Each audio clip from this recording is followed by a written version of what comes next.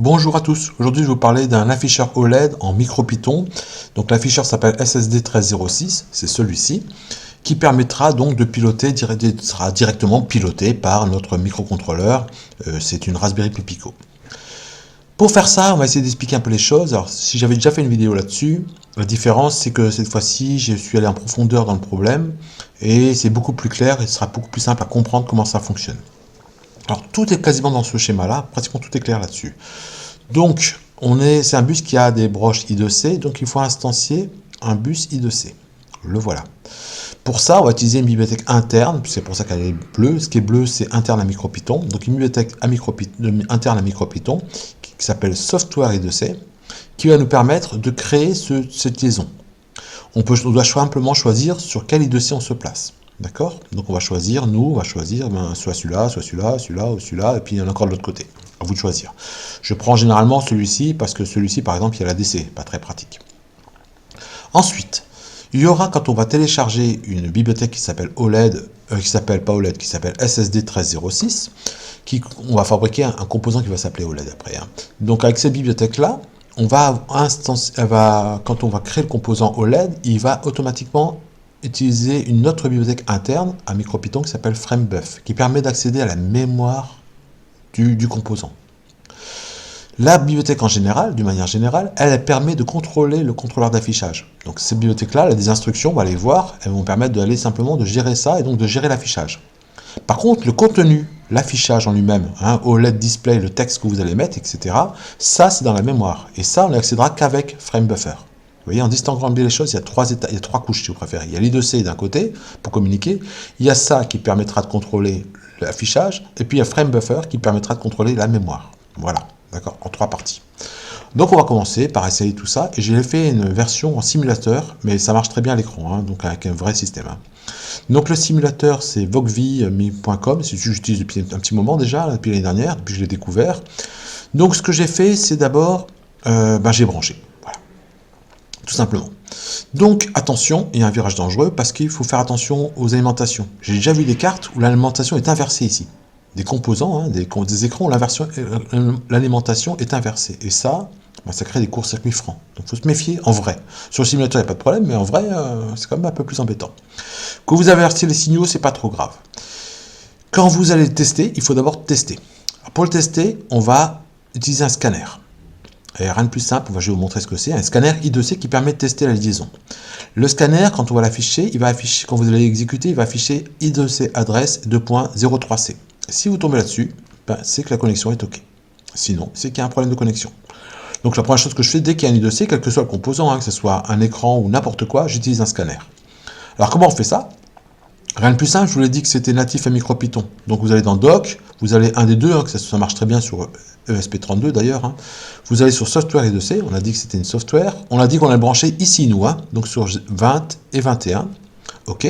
Donc on va importer ces deux premières lignes là, 21 et 20. C'est ce que j'ai écrit ici, vous voyez. 21 et 20. J'ai copié-collé. J'ai copié-collé ces deux lignes là, elles sont là. Et ensuite j'ai utilisé le scan.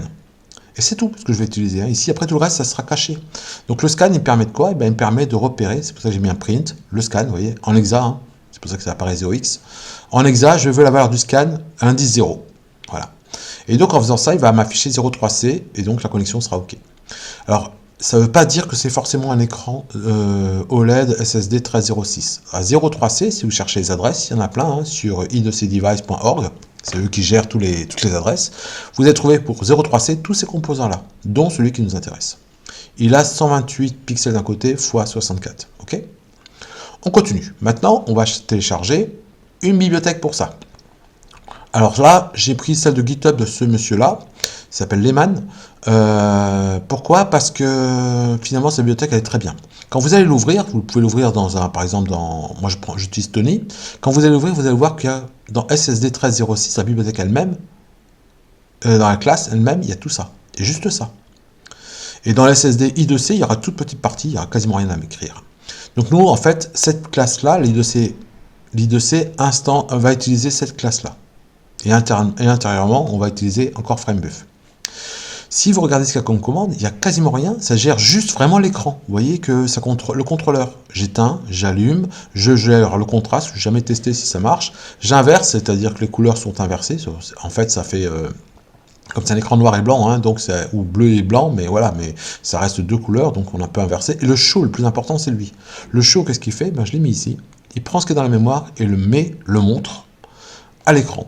Voilà, il montre le contenu de la mémoire. Ok? C'est tout. Et pour ça qu'on a besoin tout le temps de show, parce qu'il fait cette partie-là. Et tout le reste, vous pouvez l'utiliser ou pas. Le power on, le power off, ça peut être utile quand on veut économiser l'énergie, hein, c'est quand même pas idiot. Hein. Ensuite, vous avez toute la partie I2C. Donc, on va instancier un I2C. Donc, si vous regardez là-dedans, la classe init, la classe de construction, vous voyez qu'il faut largeur, hauteur et l'I2C qu'on a fait. Donc, super simple. Vous copiez votre bibliothèque dans le processeur. Ici, sur le simulateur, je vous montre rapidement, puisque ça, c'est quand même plus simple à faire. Il suffit de faire ici, télécharger, vous avez ici un download, et vous téléchargez, ça apparaîtra ici, ssd1306.py. Voilà. Maintenant qu'on l'a fait, je redescends, voilà, je l'ai fait, j'ai importé mon SSD1306, j'ai mis mon I2C, ça c'était les deux lignes d'avant, j'ai plus de scan, puisqu'on sait que ça marche, je mets largeur hauteur, et j'instance un composant qui va s'appeler OLED, voilà. Et d'ailleurs je l'allume, j'en profitais pour voir. Je crois que par défaut il est allumé, hein, mais bon c'est pas grave. Donc il vient du répertoire du module SSD1306 et la classe s'appelle SSD1306 I2C. Elle est en majuscule, si vous fouillez dans ce document-là, vous verrez qu'elle est écrite en majuscule. Ok? Voilà. Et là c'est fini. Maintenant, on veut écrire, on veut faire des choses dans la mémoire pour pouvoir faire la fonction. Donc on va utiliser FrameBuff, du buffer, d'accord? Là, la doc, elle est disponible sur Internet, vous la trouverez très facilement, puisque c'est du micro-Python. Et vous allez trouver un certain nombre d'instructions. Donc, je vous montre la première. C'est fill. Fill, pour 0, si ça écrit en noir, ça remplit de noir la mémoire, ou si vous mettez 1, ça remplira en blanc la mémoire. Et puis, hello text, par défaut, si vous mettez rien, c'est écrit en blanc. D'accord? Donc là, j'ai écrit à position 00, hello world, à position en blanc. Et vous voyez qu'il y a un show. Pourquoi? Parce qu'il faut bien que je passe de ça à ça. D'accord? De là, à travers une commande SSD. Du contrôleur, donc j'ai mis le show. Et cette instruction-là, elle vient bien de la bibliothèque ici, show, et les commandes qui sont avant, les deux avant, elles viennent de FrameBuff, vous trouverez la documentation ici. Voilà, aussi simple que ça. Maintenant, on a quasiment fini. Alors, qu'est-ce qui reste? Ben, on peut faire l'inverse. On peut mettre un écran blanc et puis écrire en noir. Pourquoi pas? On peut aussi, la fonction invert marche aussi, hein, d'ailleurs. Et puis, il y a tout un tas de commandes qui peuvent exister. Je ne vous les ai pas détaillées parce que ça ne sert à rien. Vous pourrez aller voir la documentation. Le C correspond au color. Color 0, noir, 1, blanc. Ok? Rien de plus simple. Le F pour fill, puisque c'est des rectangles, on peut les remplir ou pas les remplir. 1 ou 0, de nouveau. Les pixels. On peut faire des pixels. Je ne l'ai pas mis, je l'ai détaillé ici.